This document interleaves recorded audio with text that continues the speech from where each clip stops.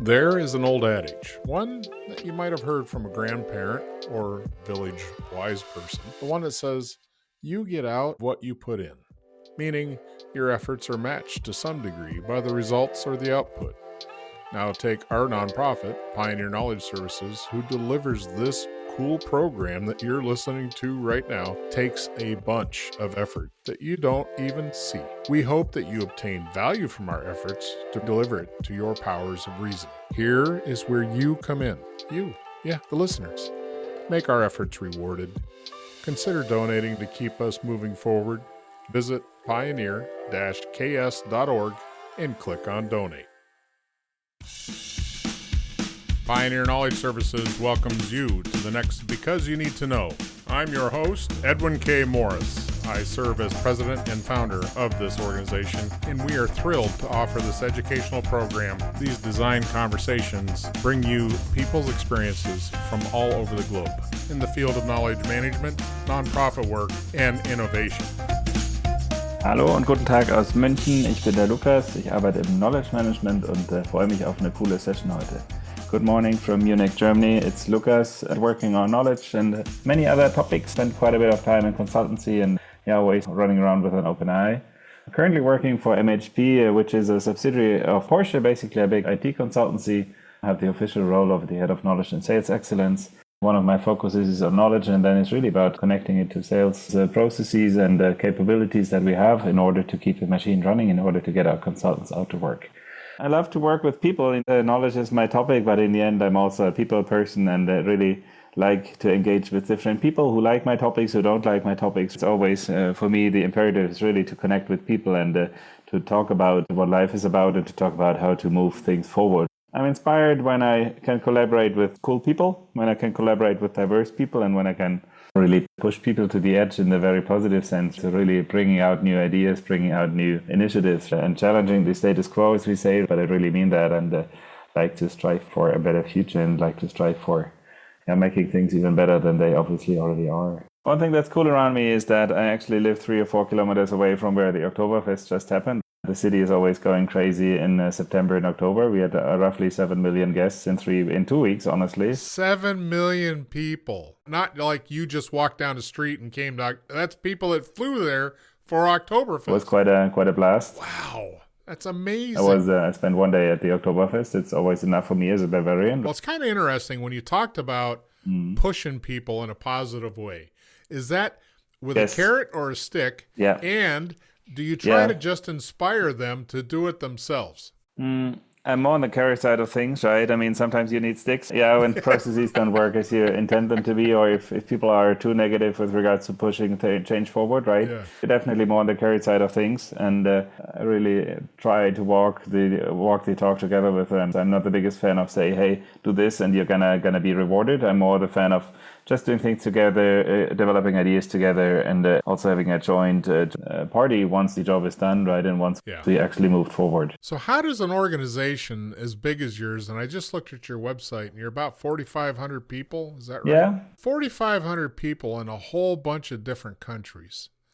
How do you build a collaborative environment? I think there's 2 streams to that. One stream that's working more or less automatically, or that's driven by our main business, is really collaboration on projects. We have our center or hub in Germany, right near Stuttgart, but in the end, we are doing projects that involve people from different centers in Europe, but also beyond. So I think collaborating on projects across organizational units or across subsidiaries is really a main driver for international collaboration.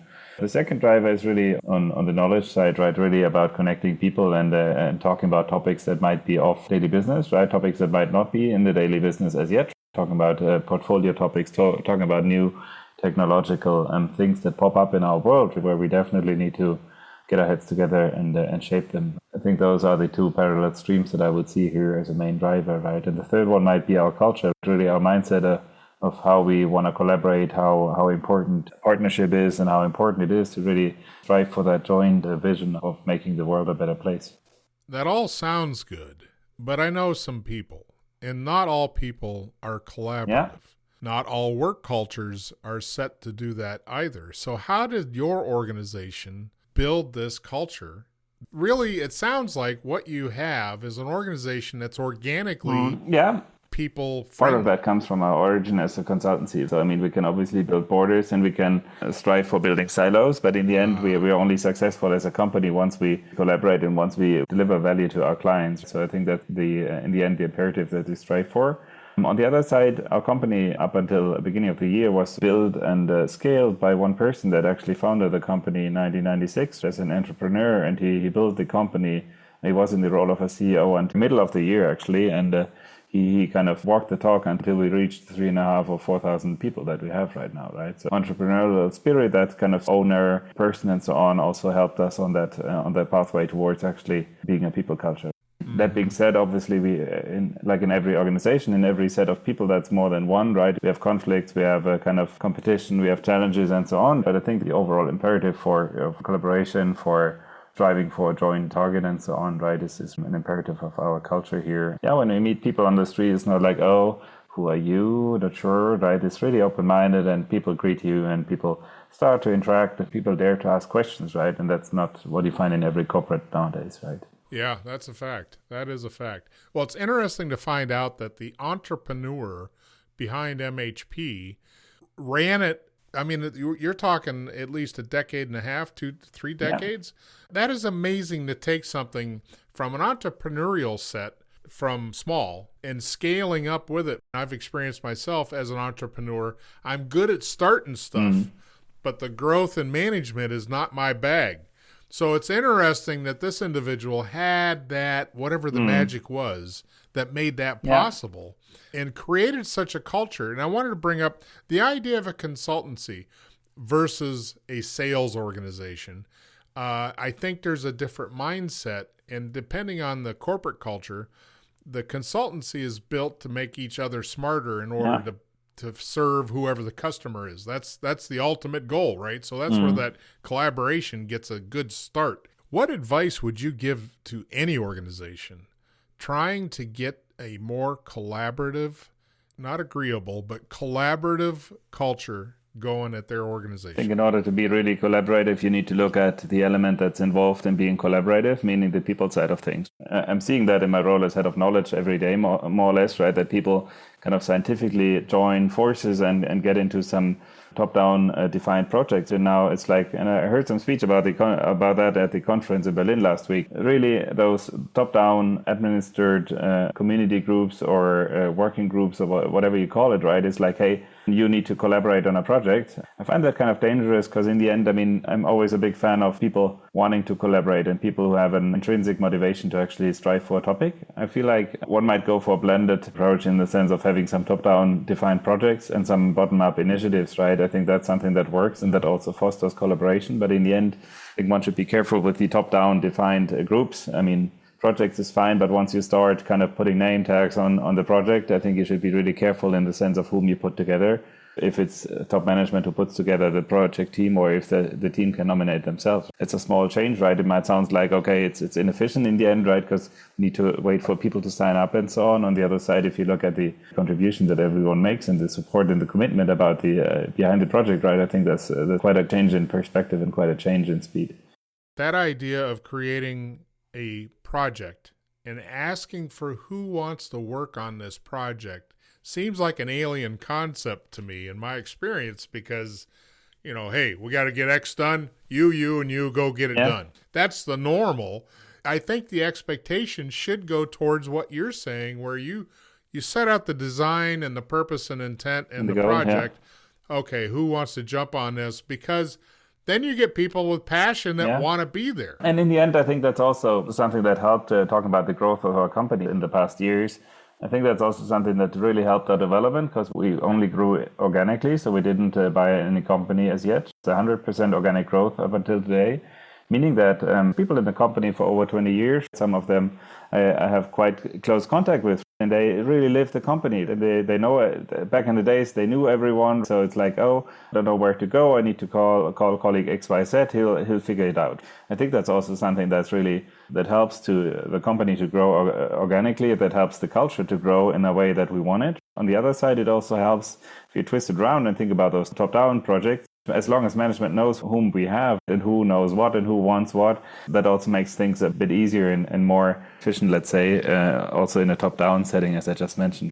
It's always a question of sizing, a question of really who's the one deciding who's going to be on a project, right? There was an article, and I can't cite it right now, but there was an article in the last 2 years that said they predicted that middle management in most organizations was going to go away. Do you think that's a valid estimation of how things will work? Honestly, I think that's going to be even more important than early on because companies are going to grow.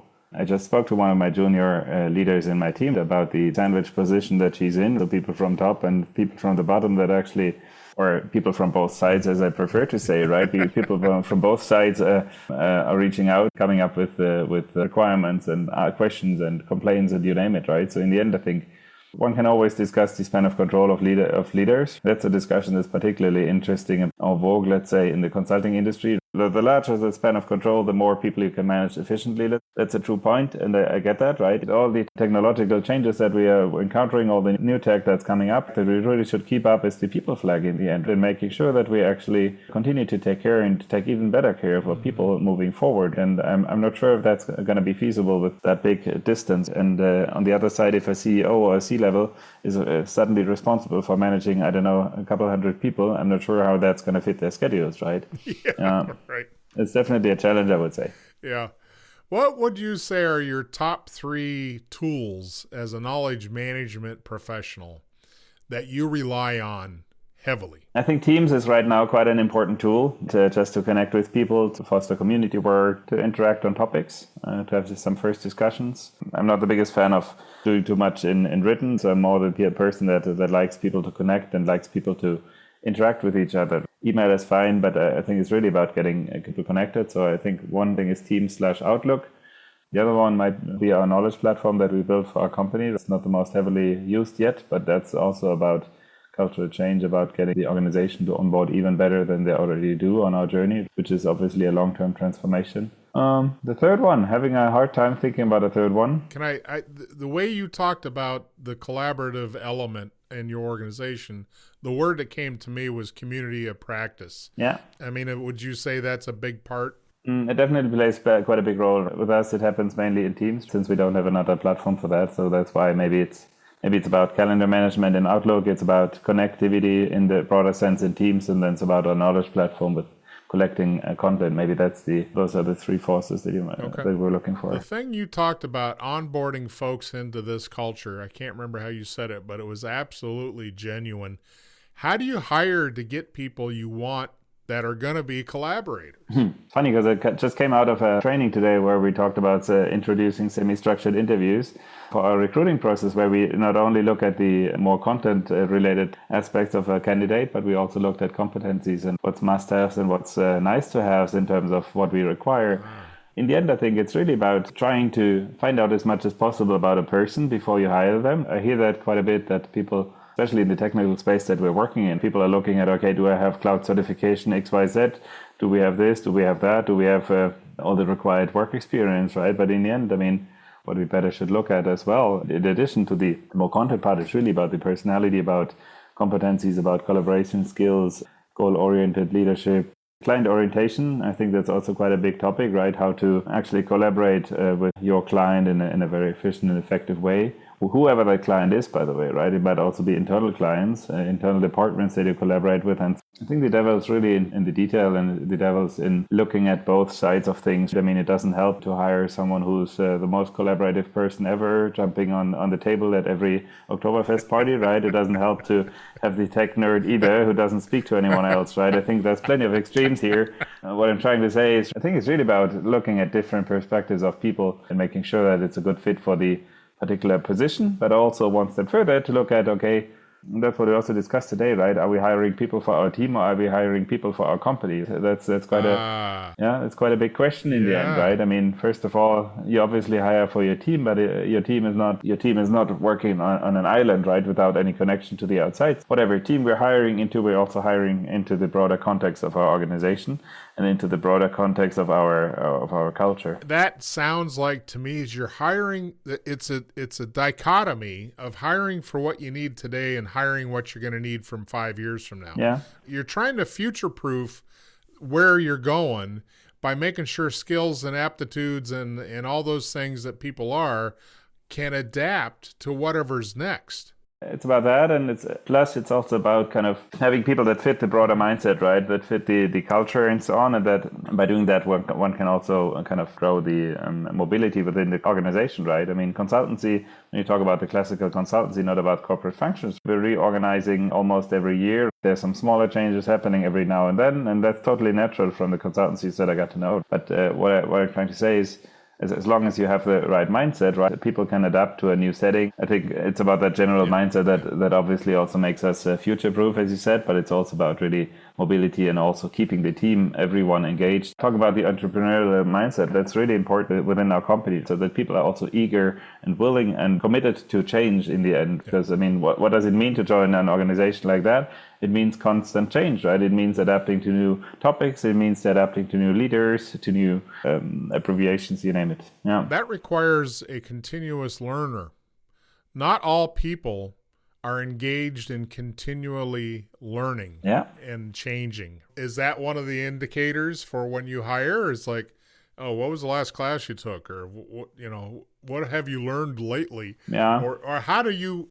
That's a great question here. How do you even evaluate somebody if they are of that mindset of wanting to learn? It's also about finding the right mix within a particular team to figure out, okay, do we need the tech nerds in here, right, just to cover a topic with our client? Tech nerds that stay in their house, they don't move out of their home office, right, and they just do their job, right, and they're great at doing that. And where do you need the people that, going back to Oktoberfest, are the first ones to dance on the table and keep the client going and whatnot? So in the end, I think it's really about building the right mix. And to answer your question, but I think it's really about getting those great, innovative, inspiring, committing leaders and front figures that really forward, create a pathway for future, right? And it can engage others.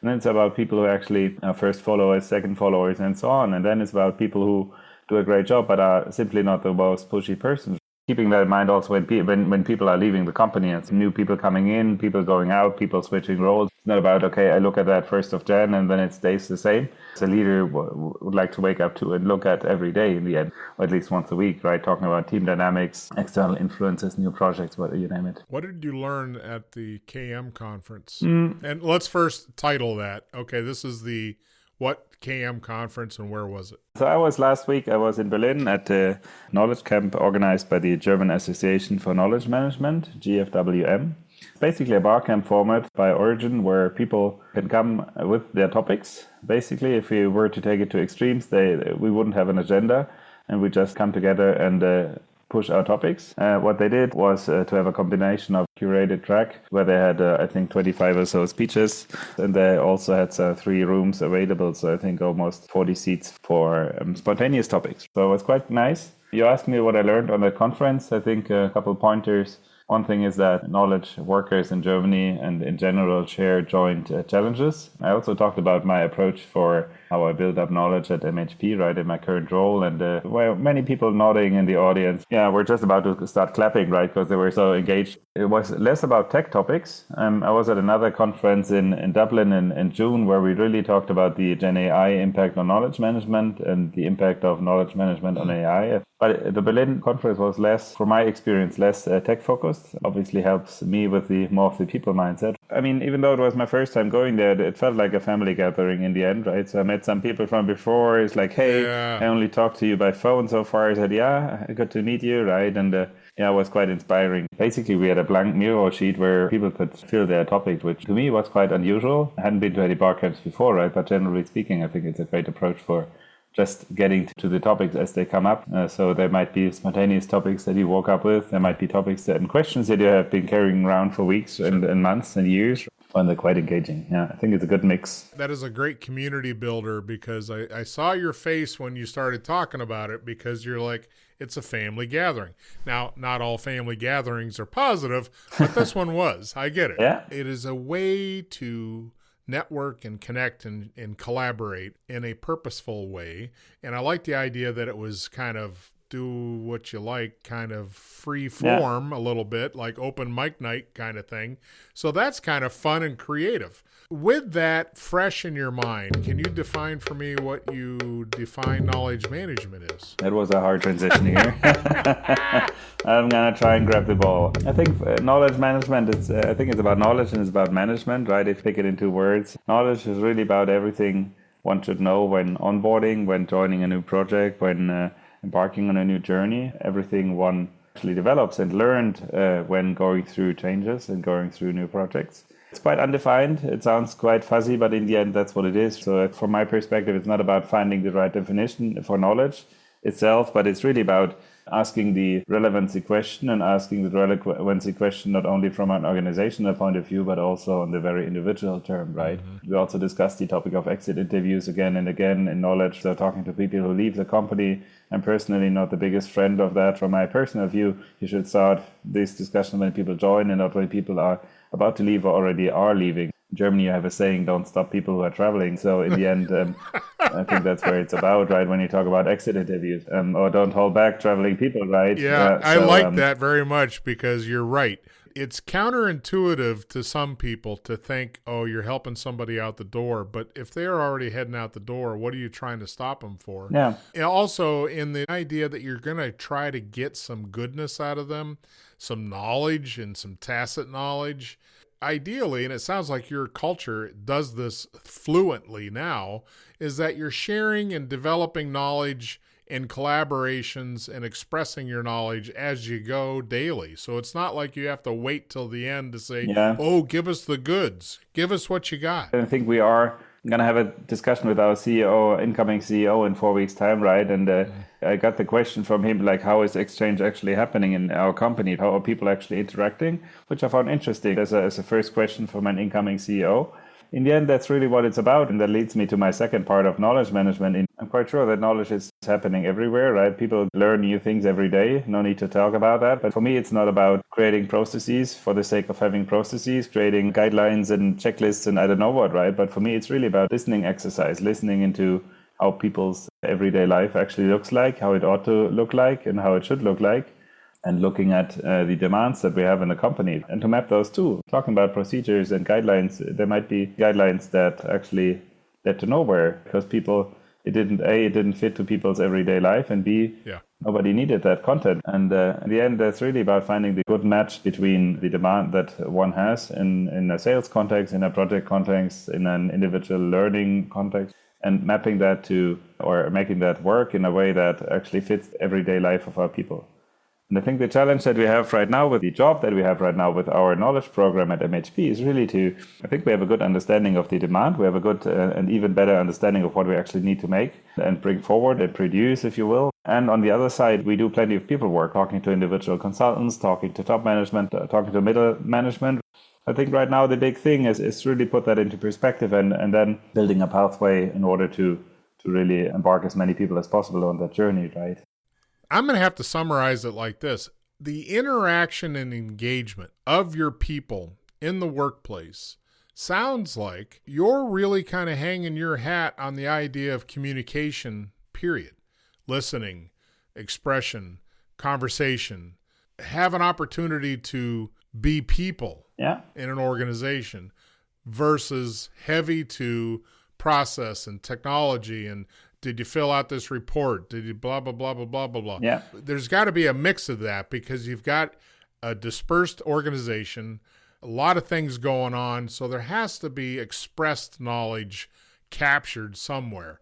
Would you say you're about 50-50 between people to people and then people to tech as far as your communication structures? We're definitely higher on the people to people side. Yeah. The tech side is important. The tech side is something that we already worked on and will be continuing to work on. And we should start thinking about tech once we have the people on board. My first knowledge system was a SharePoint-based application, and they had a two-step approval process for uploading our content to a SharePoint platform. Surprise, there were over 200 items actually stuck in that approval workflow. And people were thinking about, okay, why don't people contribute to the platform? So, and in the end, I think it's, wherever I turn, I end up at the people side of things, right? In making sure that people are on board and then As soon as we have people on board, we can actually do something. Kind of, as I said, it's the dusty SharePoint platform because nobody actually uses it. Both things are important, as you said, right? It should be 60, 40 or so, with 60 on the people side, right? So I think people is in the end more important, slightly more important than the tech side from my personal view. Honestly, as you said, it starts with people.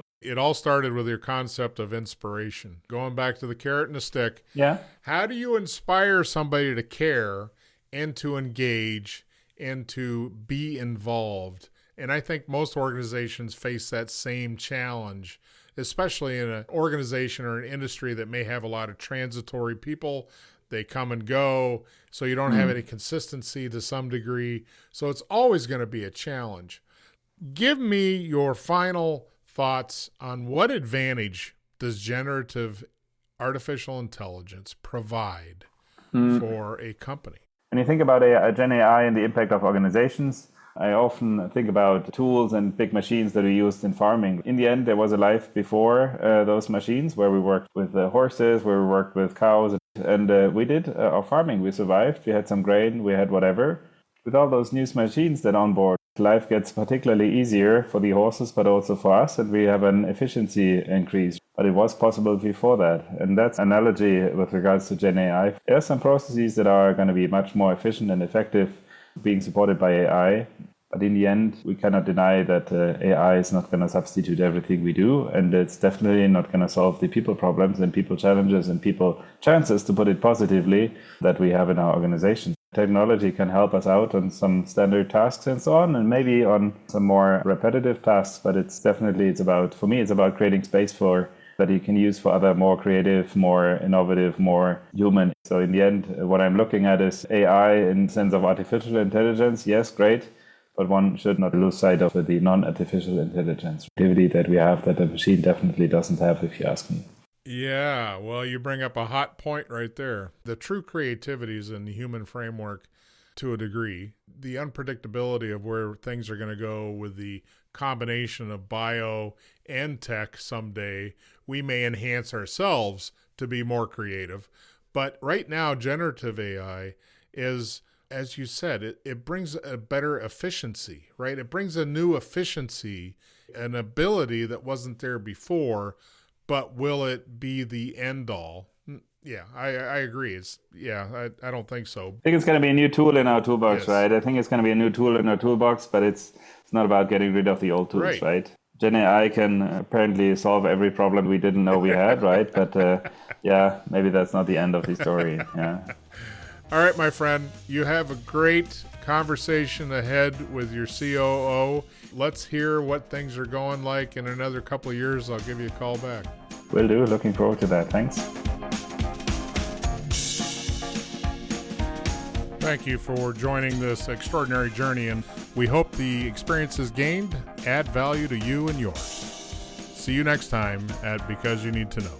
If you'd like to contact us, please email byntk@pioneer-ks.org or find us on LinkedIn.